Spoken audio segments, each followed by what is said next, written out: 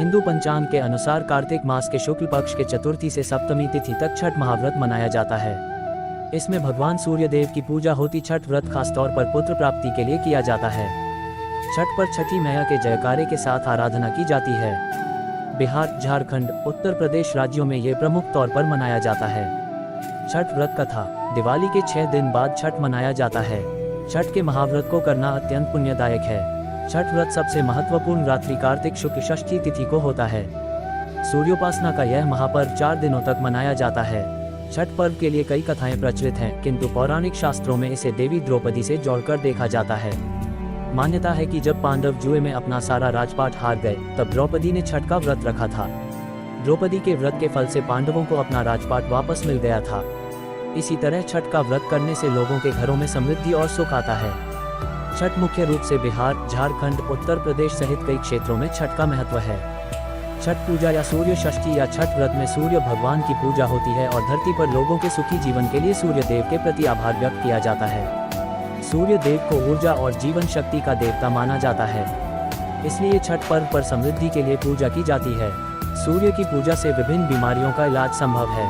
सूर्य पूजा के साथ स्नान किया जाता है, इससे कुष्ठ रोग जैसी गंभीर रोग भी दूर हो जाते हैं। छठ पर्व परिवार के सदस्यों और मित्रों की लंबी उम्र और समृद्धि के लिए भी मनाया जाता है। एक पौराणिक लोककथा के अनुसार लंका विजय के बाद राम राज्य की स्थापना के दिन कार्तिक शुक्ल षष्ठी को भगवान राम और माता सीता ने उपवास किया और सूर्यदेव की आराधना की। सप्तमी को सूर्योदय के समय पुनः अनुष्ठान कर सूर्यदेव से आशीर्वाद प्राप्त किया था। एक अन्य मान्यता के अनुसार छठ पर्व की शुरुआत महाभारत काल में हुई थी। सबसे पहले सूर्यपुत्र कर्ण ने सूर्य देव की पूजा शुरू की। कर्ण भगवान सूर्य का परम भक्त था।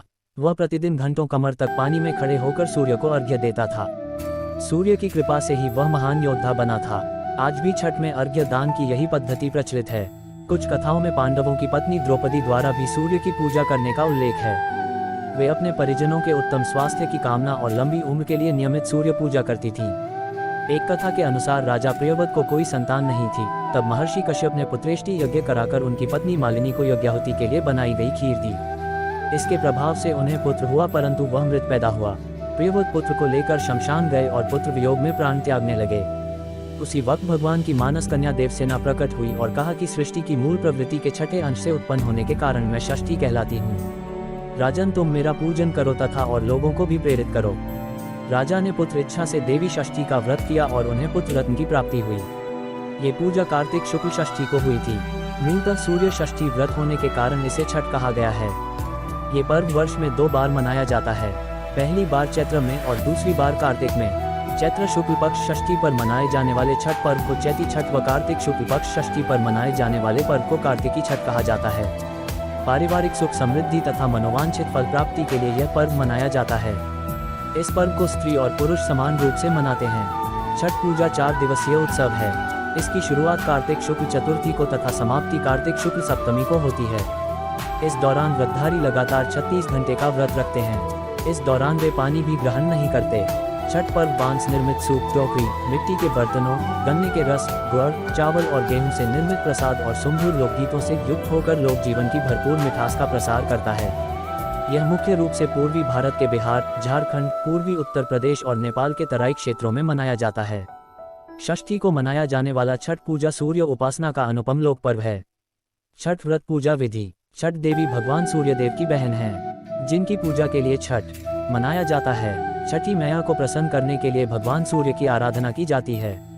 छठी मैया का ध्यान करते हुए लोग मां गंगा, यमुना या किसी नदी के किनारे इस पूजा को मनाते हैं। इसमें सूर्य की पूजा अनिवार्य है, साथ ही किसी नदी में स्नान करना भी। इस पर्व में पहले दिन घर की साफ सफाई की जाती है। छठ पर्व पर गांवों में अधिक सफाई देखने को मिलती है। छठ के 4 दिनों तक शुद्ध शाकाहारी भोजन किया जाता है। दूसरे दिन खरना का कार्यक्रम होता है। तीसरे दिन भगवान सूर्य को संध्या अर्घ्य दिया जाता है और चौथे दिन भक्त उदीयमान सूर्य को उषा अर्घ्य देते हैं। छठ के दिन अगर कोई व्यक्ति व्रत को करता है तो वह अत्यंत शुभ और मंगलकारी होता है। पूरे भक्तिभाव और विधि विधान से छठ व्रत करने वाला व्यक्ति सुखी और साधन संपन्न होता है। साथ ही निसंतानों को संतान प्राप्ति होती है। छठ व्रत अनुष्ठान विधि। छठ के दिन सूर्योदय में उठना चाहिए। व्यक्ति को अपने घर के पास एक झील, तालाब या नदी में स्नान करना चाहिए। स्नान करने के बाद नदी के किनारे खड़े होकर सूर्योदय के समय सूर्य देवता को नमन करें और विधिवत पूजा करें।